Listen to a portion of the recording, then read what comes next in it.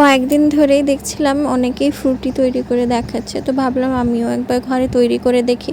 সেই মতো একটা কাঁচা আম আর একটা পাকা আম নিয়ে বসলাম, যেমনটা বলেছিল ফোনে। তো তারপর সেগুলোকে কেটে মিক্সিতে আর মিষ্টির জন্য তাল মিশ্রি দিয়েছিলাম। তারপর একজন ডাক্তারবাবু এলেন, কারণ আমাকে ইঞ্জেকশন দেওয়ার ছিল।